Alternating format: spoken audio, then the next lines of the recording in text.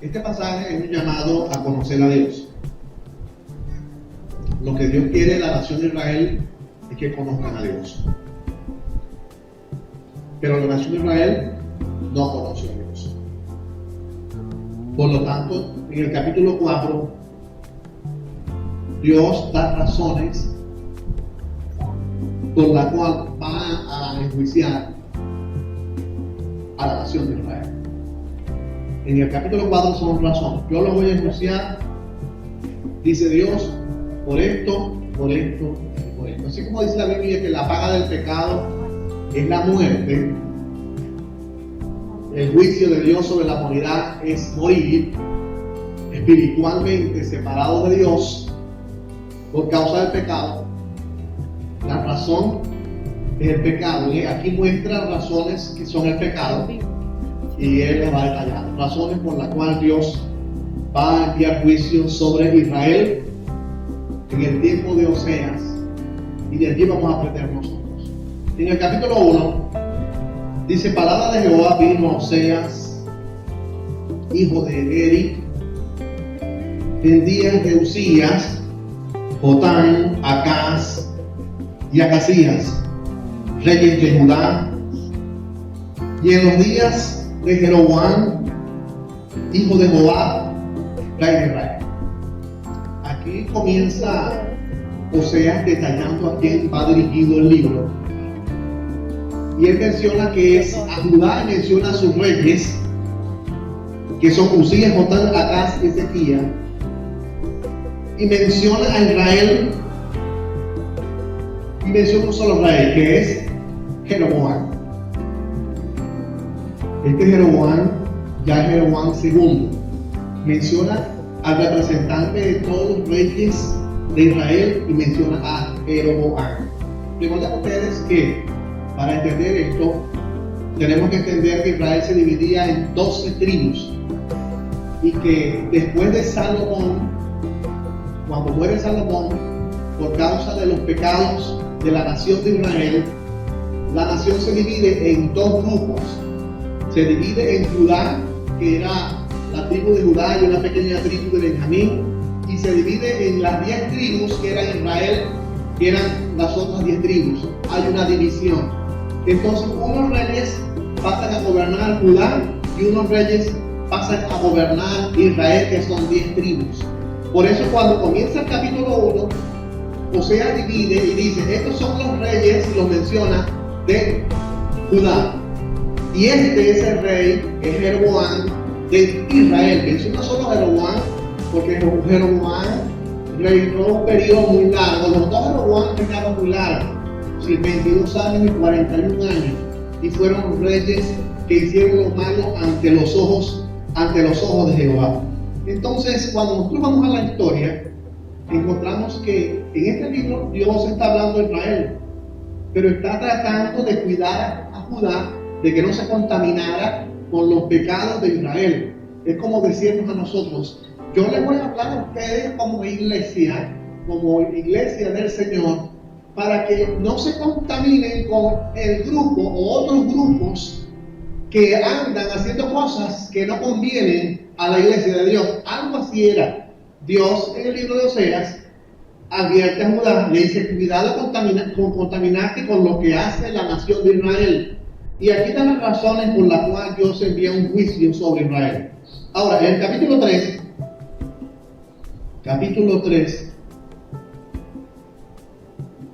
verso 4 y 5.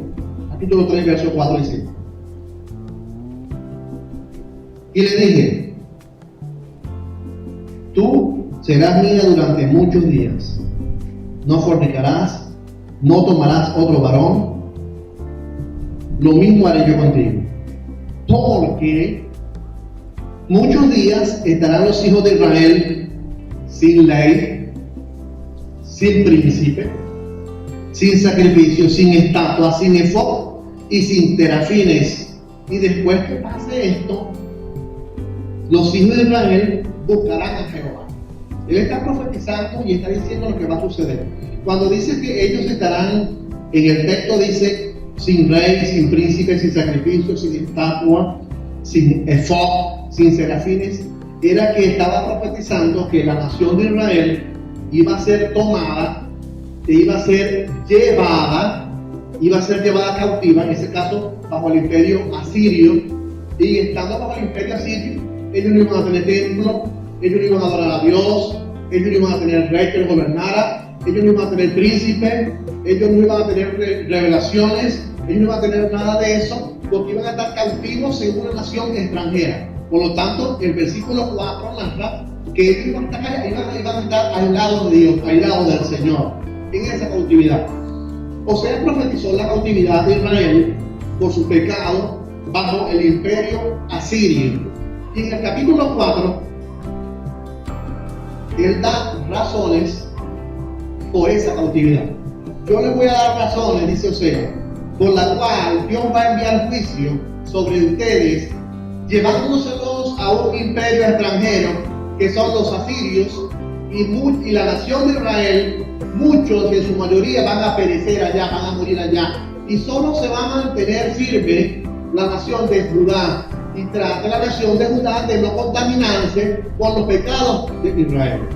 Y entonces entramos al capítulo 4, versículo 1 al 3, y es: ¿por qué vienen los juicios? La pregunta que nosotros nos debemos hacer: ¿por qué vienen juicios sobre la nación? ¿Por qué vienen juicios sobre un país? ¿Por qué vienen juicios sobre el mundo? ¿Por qué Dios juzga a las naciones del mundo? ¿Por qué suceden cosas difíciles, catastróficas en el mundo? ¿Por qué pasan esas cosas? Es muy claro, todos lo sabemos, y él lo repite en el texto bíblico. Y cuando vamos a la Biblia, en un juicio siempre hay cargos. Si yo los voy a juzgar a ustedes, los cargos por los cuales los juzgo a ustedes son estos y estos. Tienen que haber cargos. Para juzgar a una persona y condenarla, tienen que haber cargos. Entonces, cuando leemos el primer versículo: oí palabra de Jehová, hijo de Israel, porque Jehová contiende con los moradores de la tierra, porque no hay verdad, ni misericordia, ni conocimiento de Dios. Ahí menciona 3 razones. ¿Por qué no los voy a juzgar? Los voy a juzgar a ustedes porque no tienen verdad. Los voy a juzgar a ustedes porque no tienen misericordia. Y los voy a juzgar a ustedes porque no tienen conocimiento. Esas 3 cosas las enlaza el texto. O sea, dice: no hay verdad, no hay misericordia, no hay conocimiento. El no conocer a Dios afecta la vida y la conducta. Cuando una persona no conoce a Dios como tal, eso afecta la misericordia y eso afecta la verdad. Es lo que dice Oseas. Cuando una persona no conoce al Señor como debe ser, la persona está totalmente alejada de Dios. Entonces, cuando dice que el pueblo piensa que tiene la ley, el pueblo tiene las tradiciones, los rituales, pero el pueblo no conoce a Dios. ¿Qué estaba haciendo el pueblo? Venían al templo. ¿Qué estaba haciendo el pueblo? Hacían sacrificios, sacrificaban animales. ¿Qué estaba haciendo el pueblo de Israel? Celebraban las costumbres, hacían cultos a Jehová, hacían todas esas especies normativas que la ley ordenaba. En los cultos ellos las hacían, y ellos sacrificaban el animal en cada una de las actividades que Dios les había mandado a la nación de Israel a hacer sacrificios. Ellos cumplían con todo eso. Cumplían con el horario del culto, hacían alabanza, hacían adoración, hacían oración, hacían intercesión, daban acciones de gracia, daban participaciones a los hermanos. Ellos hacían todas las cosas que llevan un culto y compartían, estudiaban la ley, conocían la ley de Dios. Conocían la ley de Dios y la practicaban y la leían en el culto que ellos realizaban.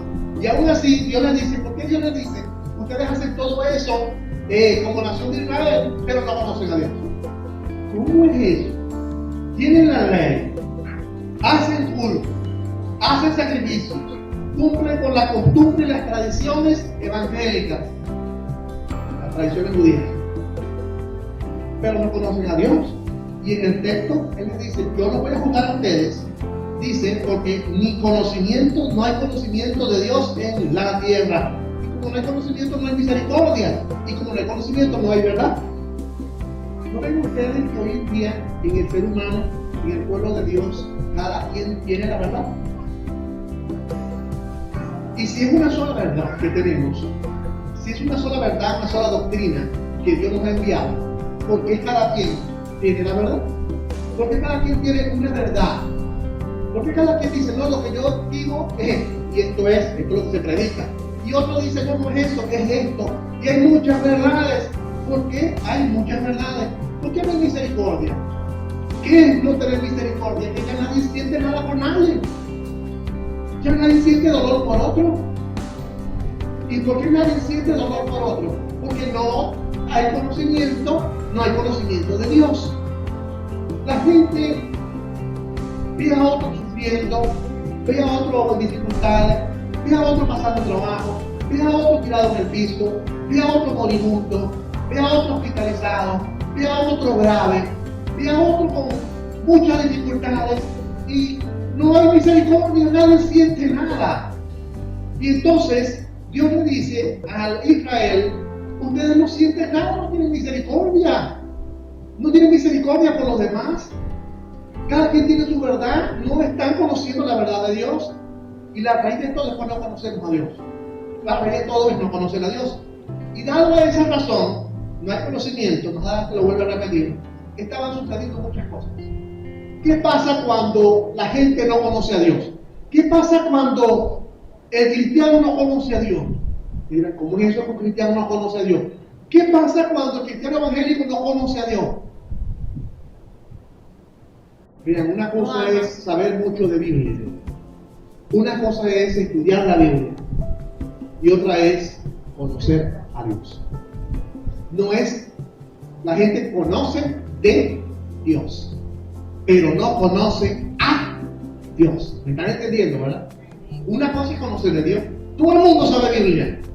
Una vez yo conocí a una persona que decía, yo sé tanto de Biblia que yo voto Biblia hasta por los codos. Decía una persona que yo conocí, porque en realidad él hablaba y hablaba y decía tanto y decía tanto, y él decía, ¿qué tanta Biblia? Y él se alababa, porque sabía mucha Biblia y votaba Biblia por los codos. Decía, si no es cierto, yo voto Biblia hasta por los codos, decía esta persona. Entonces, no es conocer de Dios. La gente conoce de Dios. La pregunta es, ¿conoce a Dios? Allá en Mateo 7,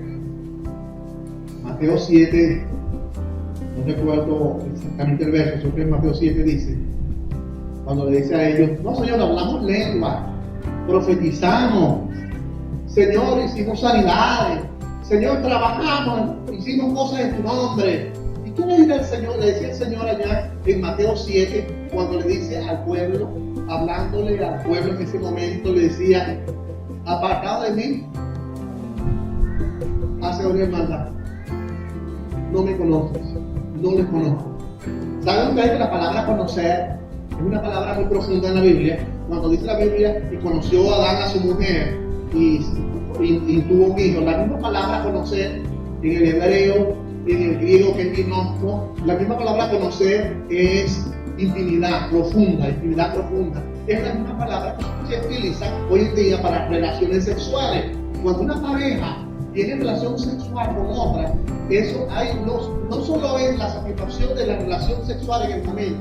El hombre en la carne busca la satisfacción sexual del momento, pero cuando hay una relación sexual, algo muy profundo hay. Es decir, Dios hace entender que el alma de dos personas se fusiona, el alma se une. Es decir, hay un sentir profundo interno que se une en ese momento. Por eso es que la Biblia está en contra del adulterio, porque dos almas que se unen una con la otra, en un ginosko, en un conocer, se fusionan una con la otra y eso no se puede romper. Solo el hombre lo rompe y se une con otra, y con otra, y con otra, que es adulterio y es promiscuidad. Pero la fusión bíblica es la de un solo matrimonio. Por eso Dios dice, el matrimonio siempre, lo que Dios unió, no lo separe el hombre. Pero en el versículo 2 y 3,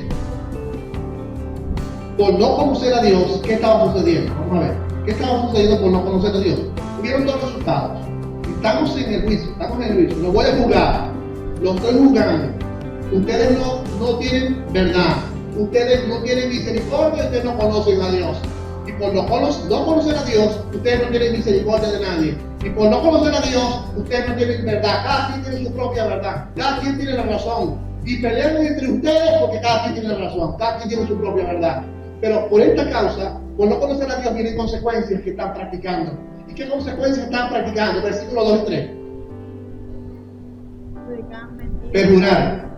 Versículo 2. Perjurar. Mentir. Matar. Hurtar. Hurtar es robar. Adulterar. Todo esto prevalece, ¿no? Homicidios tras homicidios suceden. ¿Por qué en una nación se ven estas cosas? Mentiras. Mentiras en los hombres. Asesinatos a cada rato. Robos.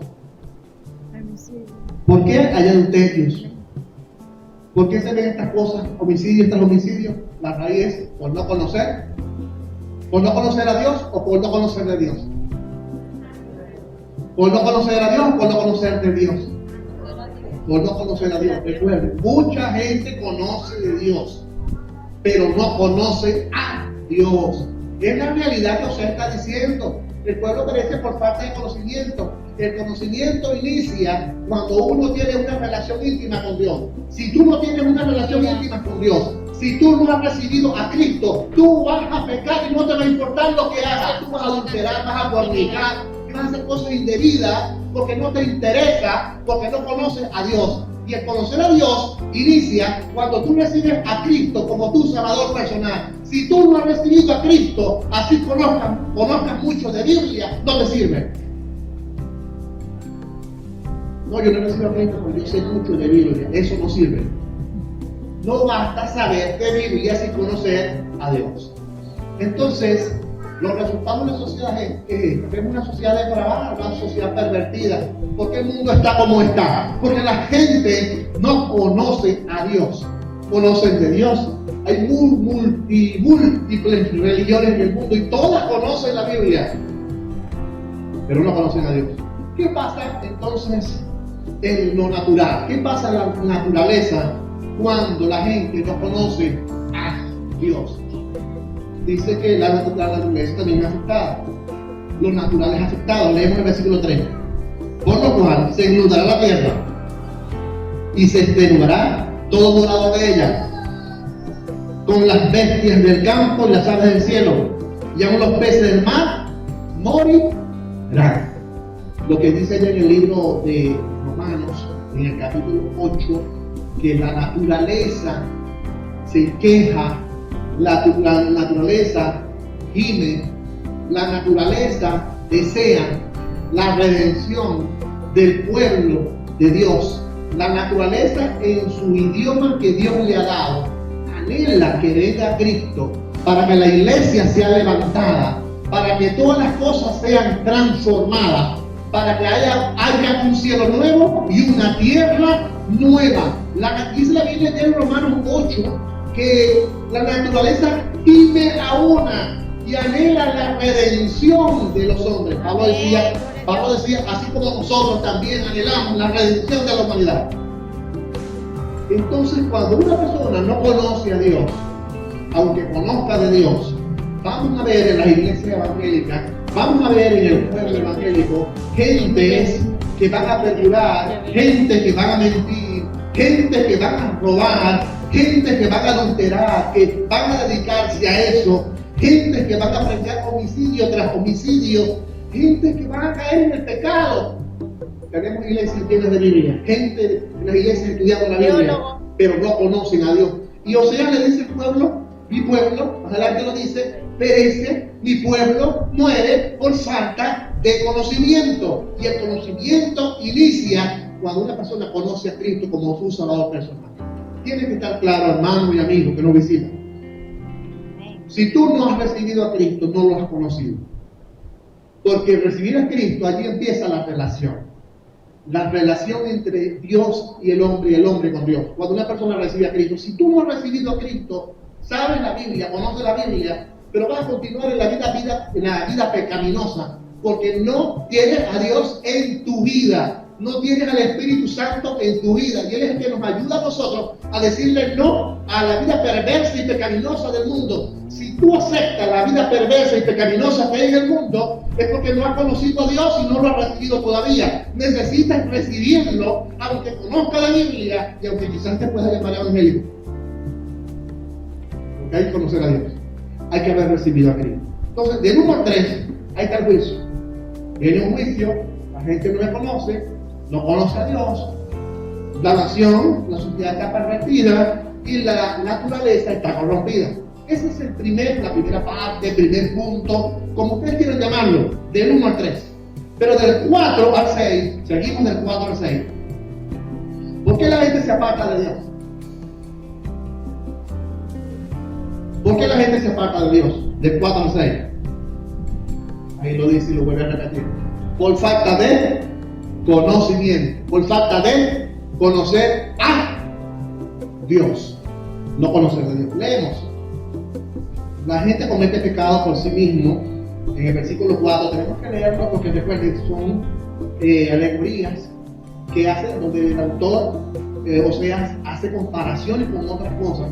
Por eso los libros proféticos son difíciles, porque el autor hace comparaciones de cosas, son alegorías, son poemas que se expresan en la profecía. Por eso el versículo 4 dice: ciertamente, hombre no contienda ni reprenda a hombre, porque tu pueblo es como los que resisten a los sacerdotes, dice el versículo 4.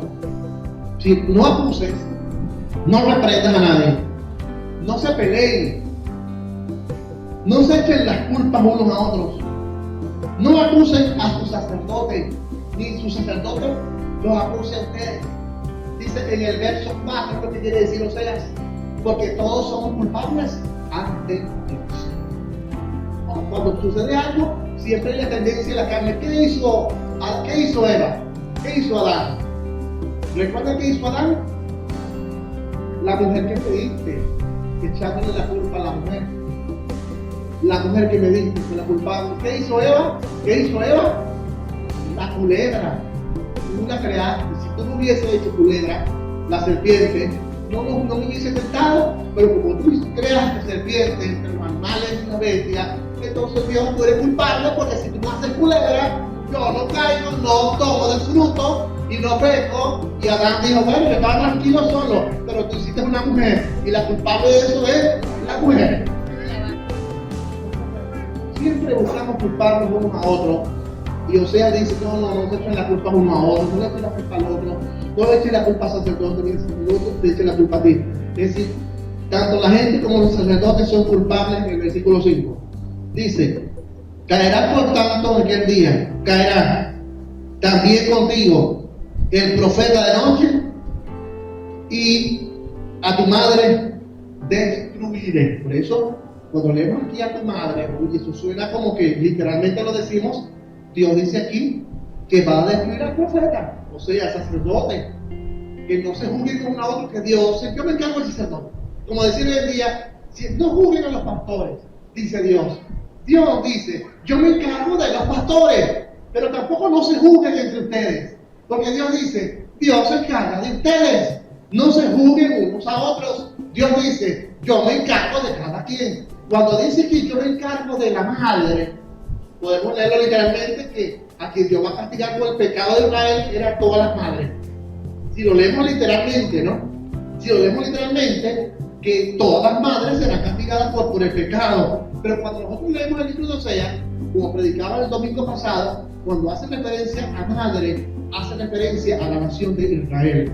Por lo tanto, Dios dice: yo voy a castigar como tal a la madre, voy a castigar, es decir, a la nación de Israel, y voy a castigar a los sacerdotes. Cada quien es culpable de su pecado, amado hermano. Y eso es lo que nos ha predicado el apóstol Pablo en Romanos, en Gálatas, en la culpabilidad del hombre. Dios siempre dice que cada quien es culpable de su propio pecado. Si no echemos la culpa unos a otros, porque todos somos igualitos, tenemos internamente la naturaleza pecaminosa, todos somos culpables a Dios. Y en el versículo 6 dice la razón, la vuelvo a repetir: mi pueblo fue destruido Porque le faltó una relación íntima con Dios. ¿Por qué la gente cae en pecado? Porque no tienen una relación con Dios. No conocen a Dios. No han recibido a Cristo auténticamente. Y la gente comete pecado y no le importa hacer las cosas malignas porque no ha conocido a Dios. Aunque conoce de Dios, aunque conoce la Biblia. Entonces, mi pueblo fue destruido por falta de conocimiento. ¿Por cuánto? Desechaste el conocimiento, yo te desecharé. Yo te echaré del sacerdocio, hablando del sacerdote. Porque olvidaste la ley de tu Dios, también yo me olvidaré de tus hijos, de tu descendencia. Aquí en esta parte, por falta de conocimiento, todos son responsables, ya lo dije, la sociedad al no conocer a Dios, también los sacerdotes por no conocer a Dios. El problema no es conocer de Dios, ya lo dije, sino conocer a Dios. Entonces, hay que enseñar la palabra de Dios para que la gente conozca a Dios. Y la forma de que la gente conozca a Dios es que llevar a la gente a que tenga un encuentro personal con Cristo Jesús. Si la gente no recibe a Cristo, pueden estar en las iglesias. Si la gente no recibe a Cristo, podemos aprender los cantos, podemos aprender citas bíblicas, podemos aprender hasta predicar, podemos aprender a hacer cosas públicas o administrativas en la iglesia, pero si no hemos recibido a Cristo, de nada sirve. ¿Qué hacen las religiones del mundo? Las religiones del mundo hacen lo mismo que nosotros hacemos. Usted va a una iglesia católica, a la misa, y allá están cantando la canción y adorar a Dios. Allá en la iglesia católica cantan los mismos cantos que cantamos nosotros y hacen las mismas cosas que hacemos nosotros. Es decir, los cultos carismáticos, las iglesias carismáticas han cambiado tanto que usted entra a esos lugares de reunión y usted siente que está dentro de un grupo evangélico porque hacen lo mismo que hacemos nosotros. Se levantan, dan acciones de gracia, se levantan, dan testimonio, hay oraciones de sanidad, de milagro y de poder. Hacen lo mismo que hacemos nosotros. Entonces, el problema no es la costumbre evangélica, las tradiciones evangélicas. El problema es conocer a Dios.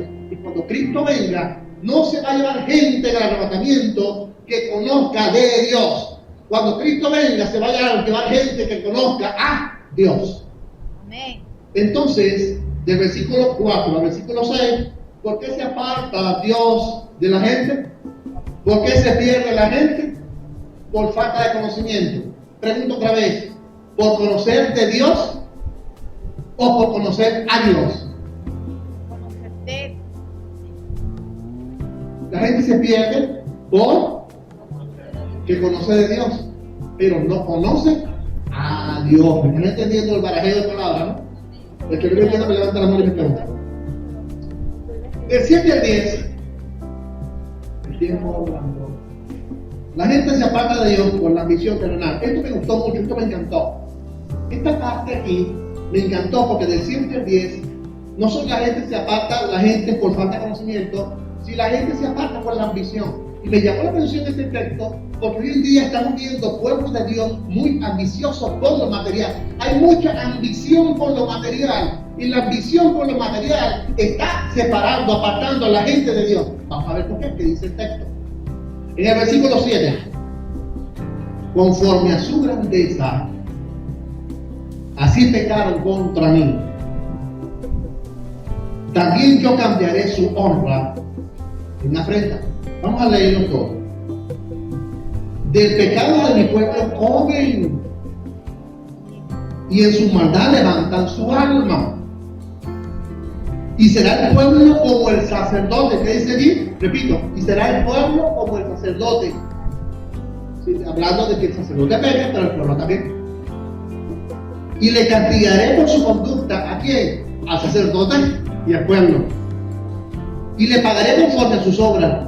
Comerán, pero no se saciarán. Fornicarán, mas no se multiplicarán, porque dejaron de servir a Jehová. Versículos 7 al 10. Vean, el pueblo pecaba. El pecado del pueblo era el materialismo. La gente, mientras mayor bienestar económico tenía, más se alejaba de servir a Dios.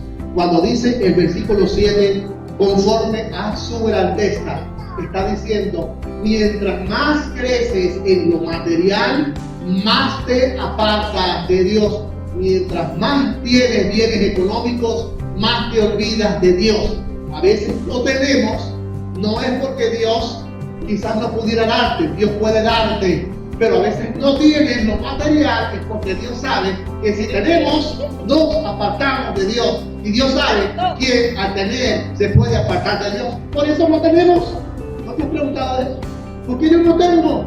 ¿Por qué no tengo riqueza? ¿Por qué tú no tienes riqueza, Señor? Porque quizás Dios ve el futuro y Dios sabe que si tú tienes bienes materiales de este mundo, te vas a olvidar de Él. Por eso es mejor no darte y darte lo necesario para vivir las comidas de cada día, desayuno, almuerzo y cena, y de allí y no te doy más, lo básico.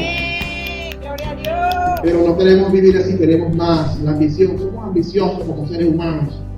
Y dice, por tanto, la grandeza de lo material te hizo apartar, pecaste contra mí. El versículo 8. Del pecado mi pueblo come. ¿Usted ha leído eso? Lea eso. Repítelo allí bien. Del pecado de mi pueblo comen. Y en su maldad se levanta su autoridad. Usted lo hemos leído. Usted, cuando lo leemos, a veces, ¿qué será eso?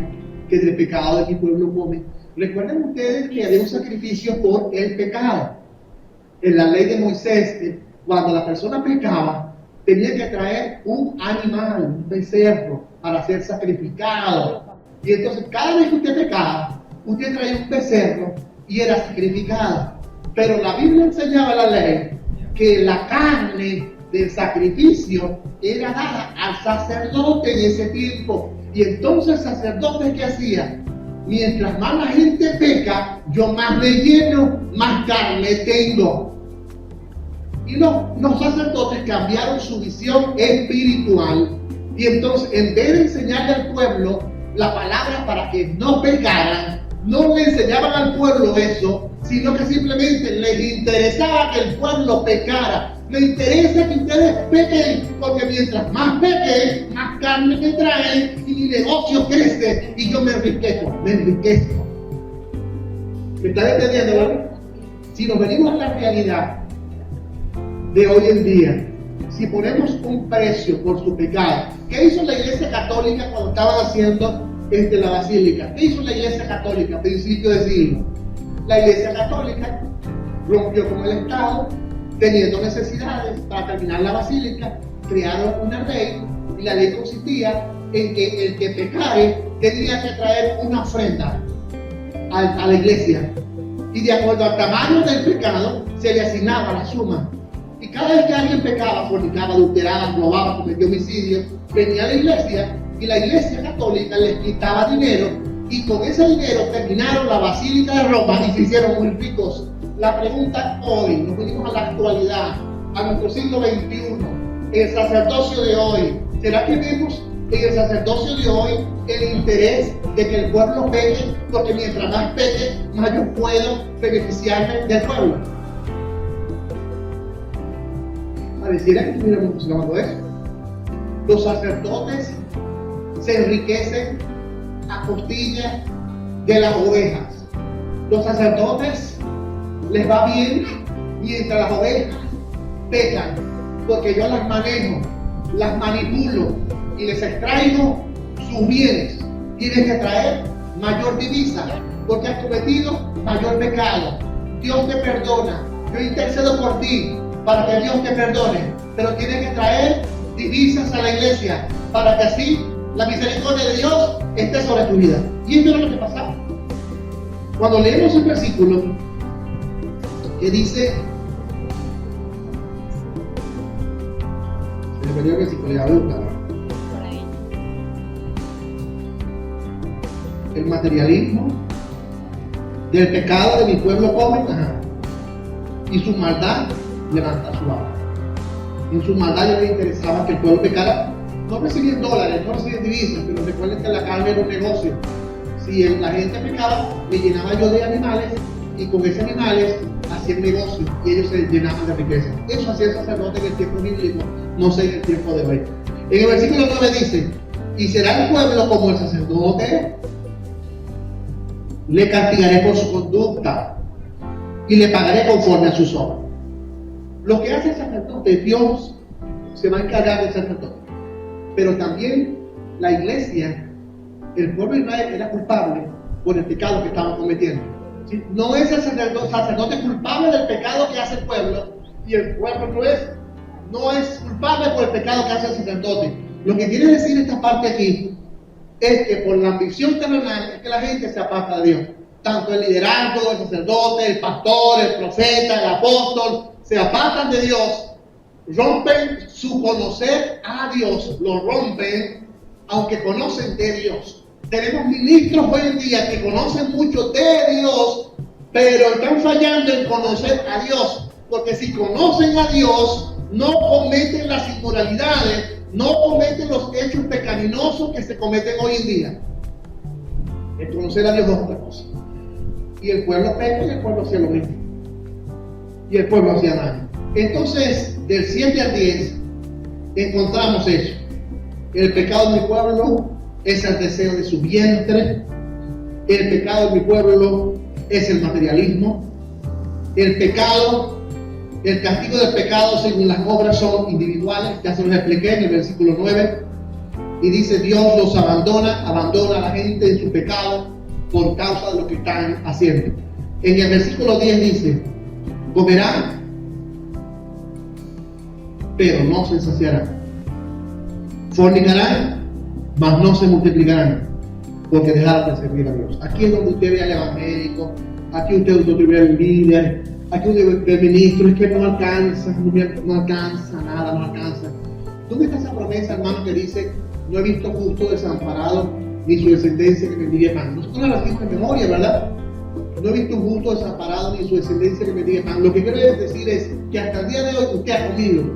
Hasta el día de hoy, usted quizás hoy vino y desayunó, o quizás no desayunó, pero quizás se almuerza, o quizás se cena. Es decir, Dios nunca le falta a sus hijos. Dios siempre le provee. Aunque usted no gane buenas divisas, aunque usted no tenga buenos dividendos con su sueldo, aunque usted no tenga buenas entradas con su ganancia, como sueldo, como profesor, como docente, no le entre nada por causa de X y Y, pero usted siempre come porque Dios nunca le falta a usted, porque Dios siempre le provee para que usted coma y pum. Pero ahí cuando entra la ambición, es cuando queremos tener más, y queremos vivir bien, queremos vivir cómodos, sí, pero si Dios no lo quiere de esa forma, bueno, Dios no lo quiere de esta forma. Recuerden, los sacerdotes se desviaban de Dios, era por la ambición, y entonces ya no les interesó que el pueblo conociera a Dios. Me interesa que ustedes pequen, porque si ustedes pecan, el sacerdote se beneficia, y si ustedes pecan, los manipulo para decirle que por culpa de su pecado, ustedes han roto su conexión con Dios, y Dios lo va a juzgar, y va a caer azufre del cielo, y les va a enviar una enfermedad, y les va a enviar el juicio, pero eso sí no pasa. Eso lo podemos arreglar, podemos llegar a un acuerdo. Usted no se va a enfermar más, y usted simplemente por el pecado que usted ha hecho, usted le va a ir muy bien, y su trabajo le va a ir muy bien, pero quiero decirle que tiene que traer a estas buenas divisas, traiga buenos dólares para que vea cómo Dios lo va a bendecir. ¿Usted cree que eso es manipulación? ¿Yo con ustedes? Sí. Claro que sí. Ya hay un juego del sacerdocio, comen y se engordan a costillas del pueblo, y eso es pecado. Entonces hay sacerdotes que no conocen a Dios. Conocen de Dios, conocen Biblia, botan Biblia por los codos, pero no conocen al Señor. La otra parte es, la gente se aparta de Dios. Entra otro tema, ¿no? Otra idea. Si vamos llevando la secuencia, primero, no conocen a Dios. Primero presentó los cargos, aquí están los cargos. Después le dice, la gente se aparta de Dios por no conocer a Dios. Después le dice, la gente se aparta de Dios por la ambición. Si hay ambición, te olvidas de Dios. Si tienes ambición material, te olvidas de Dios. Si te enfocas en llenarte de dinero, te vas a olvidar de Dios. Descuidas la iglesia y te apartas del Señor. Y sufres tú, sufres tus hijos. Pero ahora dice, el pueblo se aparta por la idolatría. En el versículo 11 en adelante. Permítame ver la hora. Versículo 11. Eso es un tema que tiene mucha alegoría. Por eso es difícil estudiar los libros proféticos. porque tiene mucha alegoría en el texto. Versículo 11 dice: fornicación, vino y mosto quitan el juicio. ¿Qué quiere decir eso? Fornicación, vino y mosto quitan el juicio. Versículo 11. Estas cosas debilitan, es lo que dice Oseas. Estas cosas debilitan el alma y llevan a tomar malas decisiones, destruyen el sano juicio y el entendimiento y causan desorden en las cosas que hay en el corazón y brotan las malas actitudes. ¿Qué dice Oseas? Oseas dice que cuando hay fornicación, hay vino y hay mosto. Cuando una persona se llena de mucho alcohol, pierde el juicio, y al perder el juicio, brotan las malas actitudes del corazón. Eso es lo que dice el versículo 11. Usted ve personas muy buena gente, personas muy amables, personas muy honestas, pero cuando se toman unas cervecitas, cuando se pasan de vino, cuando se emborrachan, cambian la actitud y de su corazón salen las malas actitudes, porque el vino y el mosto lo llevaron a pecar, y en ese caso lo llevaron a la fornicación. Cuando la persona cae en vicios, la persona cae en fornicación, en unirse a otras cosas que no son Dios. Cuando habla de fornicación, está hablando no solo de una relación íntima con una mujer, está hablando de buscar otra cosa que me hace olvidar a Dios. Eso es fornicación. Si usted se dedica mucho tiempo a algo, usted está fornicando con ese algo. Si usted se olvidó de Dios, usted está siendo infiel como tal. El versículo 11. En el versículo 12,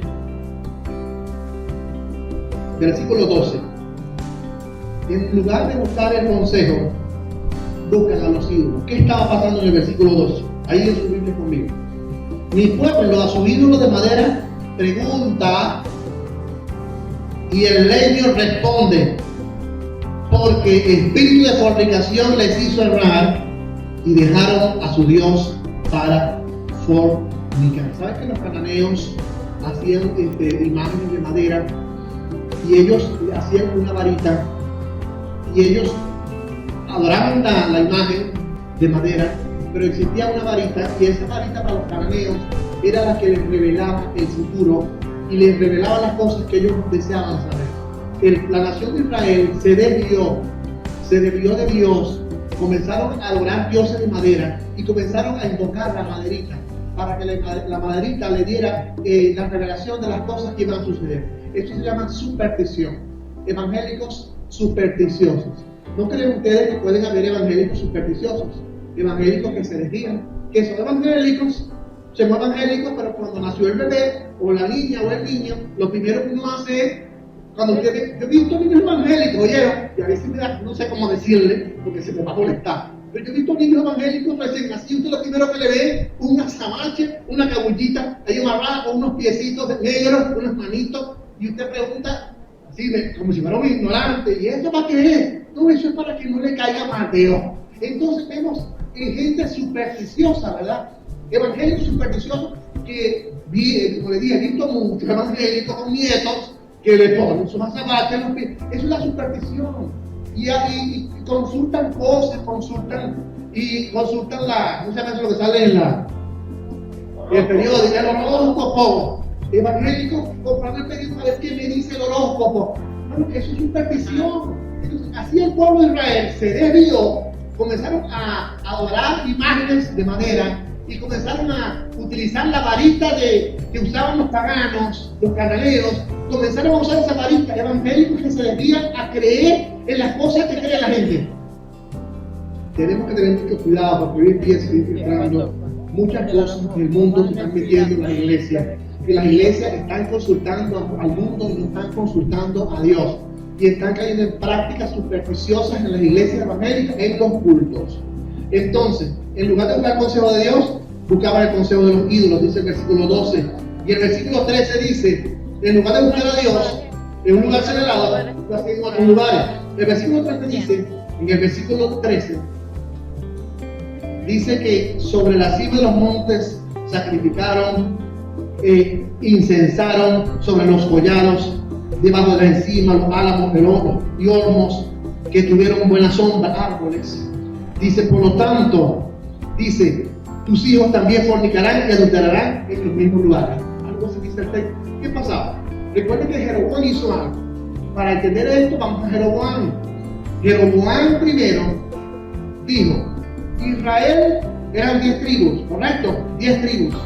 Para que Israel no se me vaya para Judá y Jerusalén, donde está el templo, para que no se me vayan para allá, yo le voy a hacer su templo aquí, en cada kiosquito, en cada lugar, le voy a hacer un templo y le voy a poner un becerro de oro y van a tener allí para ustedes adorar, para que no vayan para Jerusalén, donde está el único templo de Jerusalén, donde está Judá, porque si no la gente se me va a ir para allá, todos los de Israel, las 10 tribus se van a ir para Judá y van a dejar esto solo. Y él comenzó a caer en idolatría, pero los jeroboanes fueron muy idólatras. No le vaya a colocar un nombre de Jeroboam, ¿no? Ok. Entonces dice que sucedió eso, la idolatría. Ahora, Dios llama al pueblo. Ya vamos a terminar. Ubíquese en el versículo 15. Si fornicas tú, Israel, aunque dice aquí Israel, ¿a quién se refiere? ¿A las 10 tribus o a la de Judá sola? ¿Ah? A las 10 tribus. Las tribus que gobernaban los reyes que mencioné en el capítulo 1. Y la de Jeroboam era Israel. Israel era la de Jeroboam. Israel había pecado, se había pervertido. ¿Y qué le consejo le da Dios en el 15? Si fornicas tú, Israel, a lo menos no peques Judá. ¿Qué decía Dios? Está bien, ya Israel va a ser llevada cautiva, las 10 tribus van a ser destruidas, van a desaparecer, pero Judá no peque. ¿Qué está enseñando? Si tú ves que un grupo cae en pecado, tú no caigas. Recuerden que las 10 tribus de Israel eran mayoría. Las 10 tribus de Israel eran numerosas. Ahí estaba la de Efraín. La tribu más grande era la de Efraín.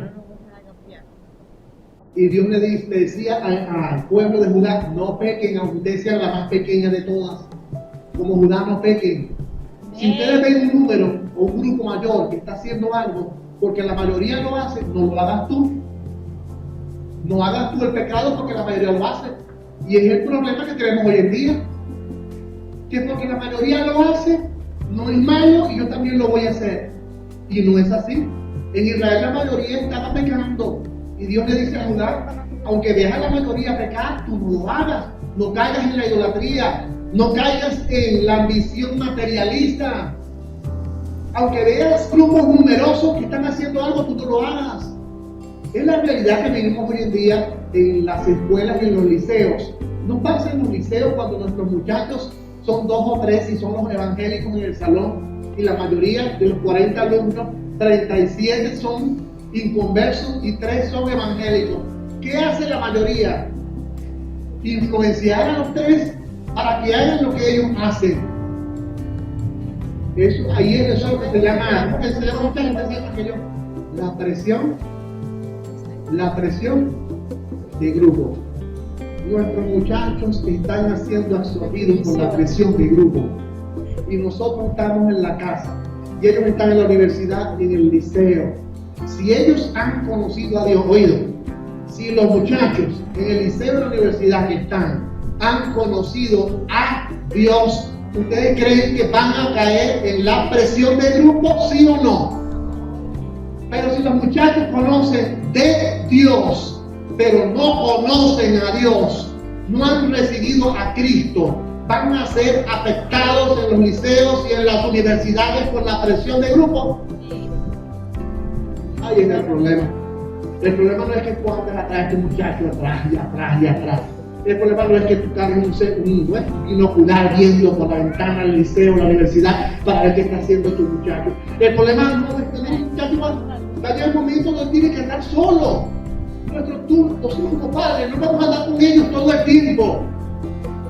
El muchacho está solo, pero si el muchacho ha conocido a Dios, él le va a decir no a la presión del grupo y no a lo que el grupo le ofrezca. no el pecado que el grupo me ofrece, no a la moda que el grupo ofrece. Porque la gente dice, eso es una moda, chamo, mira un salsillito, ponte un salsillo, esa es una moda, pana, mira tatuaje, esa es una moda. Y ven a los hijos que quieren ponerse tatuajes, que quieren ponerse salsillo.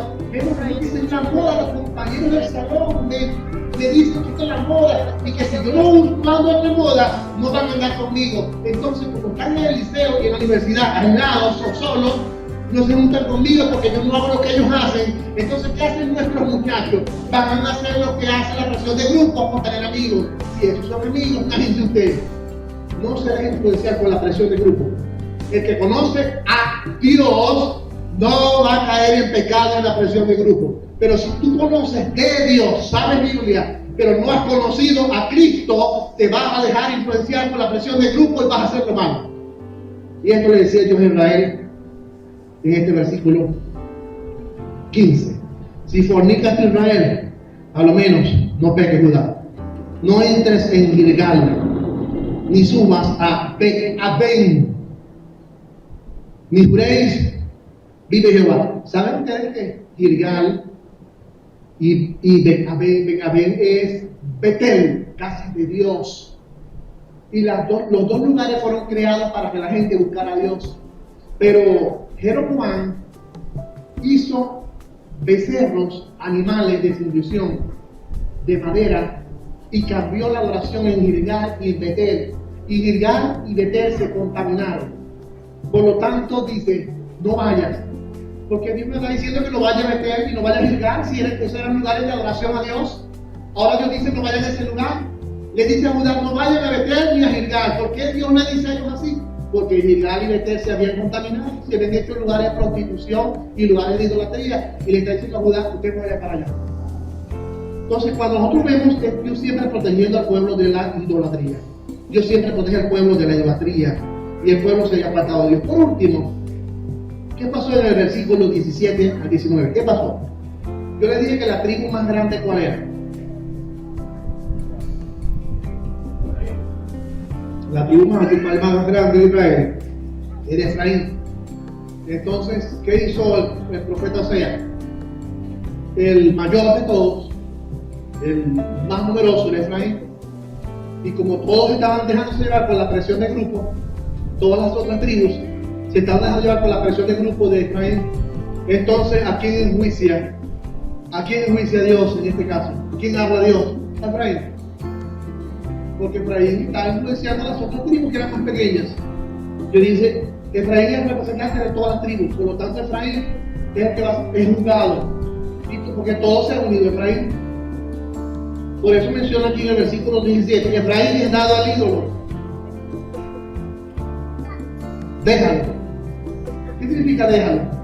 Dios decidió abandonar a Efraín a la destrucción por la invasión que iba a suceder por los asirios. Y dice,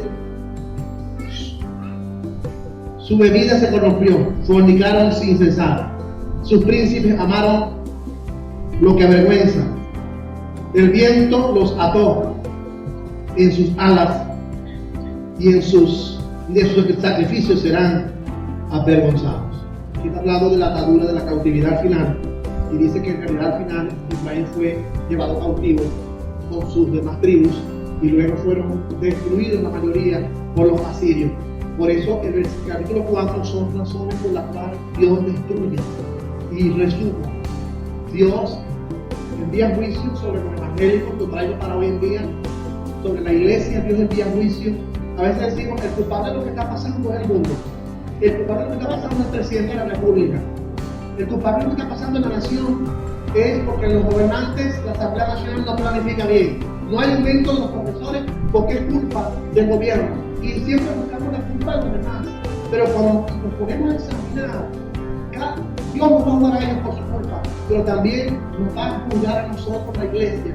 Porque el problema de lo que está sucediendo en el mundo, la culpa no es del impío, la culpa es del que conoce a Dios.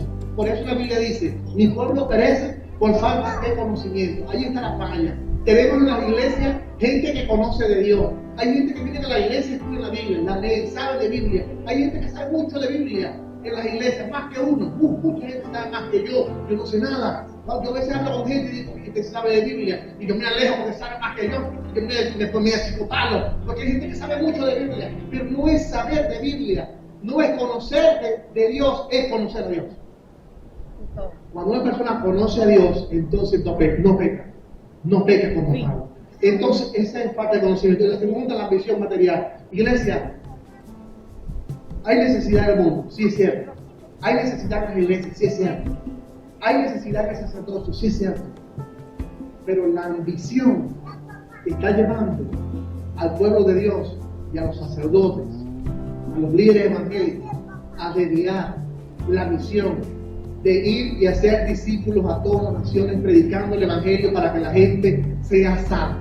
Ahora no se puede escuchar en un culto porque todo en un culto es recolección de divisas, todo en un culto es recolección de dádivas, todo en un culto es hay que dar, todo en un culto es para que seas prosperado tienes que dar, todo en un culto es tienes que dar para que seas sanado, tienes que dar para que seas prosperado, y todo entra en el arca, todo entra en el arca.